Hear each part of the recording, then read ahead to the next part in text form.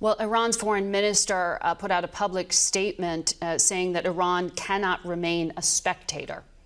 What does that mean to you? Are you concerned about proxy forces, or are you concerned that the state of Iran is getting drawn in?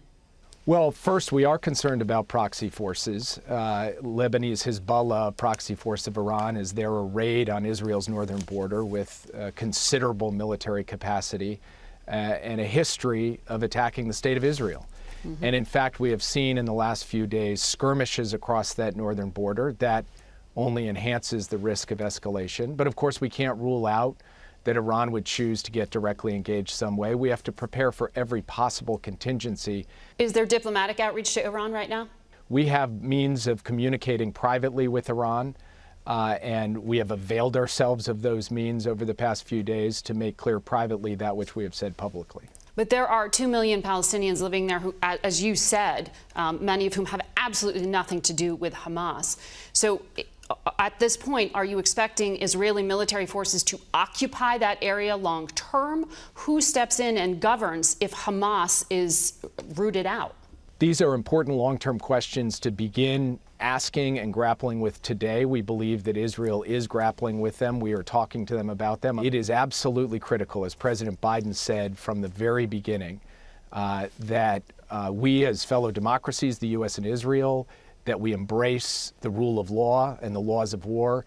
And the United States will work with Israel, the United Nations, Egypt, Jordan, and other countries to do all that we can to ensure the protection of civilians, and that those civilians have access to the basic necessities of food and water, of shelter, of medicine. That is a priority of ours. And the targeting of that kind of basic infrastructure is potentially a war crime, is it not? There's a lot of fog of war. What we will say is the protection of civilians and the protection of those people who are trying to get to safety, as well as their ability to access food, water, medicine, shelter. These things should be respected and should very much be a central focus of everyone involved in this, including ourselves, the Israelis, the United Nations, and the regional countries. The Palestinian Authority a long time ago renounced violence. I saw President Biden spoke to Mahmoud Abbas yesterday. Is your expectation that the Palestinian Authority would potentially govern Gaza? And how concerned are you that violence will spread in the West Bank?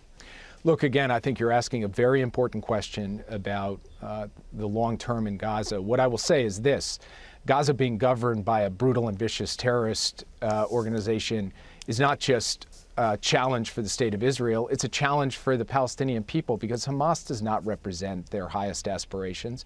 Hamas is not looking out for, caring one iota about their welfare and well-being. So the Palestinian people in Gaza do deserve a leadership that allows them to live lives in peace and dignity and security.